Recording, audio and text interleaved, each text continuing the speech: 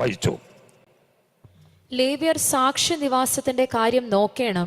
ലേവ്യർ സാക്ഷ്യനിവാസത്തിന്റെ കാര്യം നോക്കണം എന്ന് പറഞ്ഞാൽ ആ സാക്ഷ്യനിവാസത്തിന്റെ സർവ കാര്യങ്ങളും സൂക്ഷിക്കേണ്ടത് ലേവ്യഗോത്രമാണ്. സ്തോത്രം, ഹല്ലേലൂയ, ആമേൻ.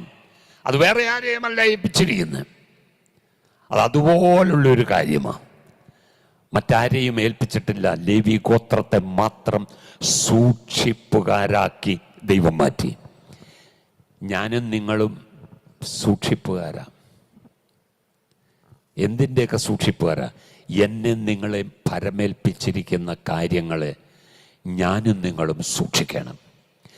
ലേവി ഗോത്രത്തെ ഭരമേൽപ്പിച്ച കാര്യങ്ങളെ 40 വർഷത്തെ അവരുടെ മരുഭൂ യാത്രയിൽ അവർ സൂക്ഷിച്ചു. അതുകൊണ്ട് ദൈവ സാന്നിധ്യം അവരുടെ നടുവിൽ എപ്പോഴെല്ലാം പാളയമടിക്കുന്നോ ആ സമയത്ത് ഇറങ്ങി വന്നിരുന്നു. ഹല്ലേലൂയ.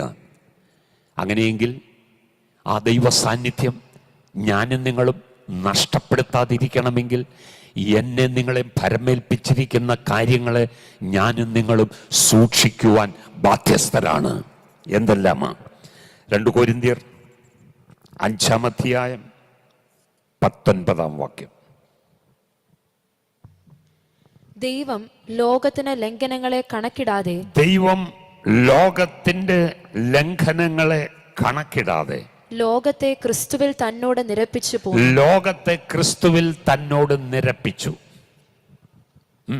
ഈ നിരപ്പിന്റെ വചനം ഞങ്ങളുടെ പക്കൽ ഭരമേൽപ്പിച്ചുമിരിക്കുന്നു. മനസ്സിലായോ? പുതിയ നിയമസഭയോടാ പറയുന്നത്. പുതിയ നിയമസഭയോടാ പറയുന്നത്. എന്നെ നിങ്ങളെ ഭരമേൽപ്പിച്ചിരിക്കുന്ന വചനം ഭിന്നിപ്പിക്കുന്ന വചനമല്ല, നിരപ്പിക്കുന്ന വചനമാണ്. ഈ നിരപ്പിക്കുന്ന വചനവും പിടിച്ചുകൊണ്ട് നടന്നിട്ട് നീ ഭിന്നിപ്പിക്കാൻ പോയാൽ ഹല്ലേലൂയ, കൈകാര്യം ചെയ്യുന്ന ഒരു ദൈവമുണ്ട്. ഇത് നിന്റെ കയ്യിലിരിക്കുന്നിടത്തോളം കാലം നിനക്ക് ഭിന്നതയിടാൻ പറ്റത്തില്ല. ഇത് സ്വർഗവും മനുഷ്യനും തമ്മിൽ നിരപ്പിച്ച വചനമാണെങ്കിൽ ഇന്ന് പകൽ ആ നിരപ്പിന്റെ വചനം എന്നിൽ പരമേൽപ്പിച്ചിരിക്കുന്നെങ്കിൽ അതിന് കണക്ക് കൊടുക്കേണ്ട ഒരു ദിവസം വരും. ഇതും പിടിച്ചുകൊണ്ട് ഭിന്നതയുണ്ടാക്കുവാൻ, കുടുംബത്തിന്റെ അകത്തുണ്ടാക്കുവാൻ, സഭയിലുണ്ടാക്കുവാൻ, സമൂഹത്തിൽ ഉണ്ടാക്കുവാൻ എനിക്കും നിങ്ങൾക്കും അവകാശമില്ല. ആ നിരപ്പിന്റെ വചനം, സ്തോത്രം, എന്നെ ഭരമേൽപ്പിച്ചിരിക്കുക. സ്തോത്രം.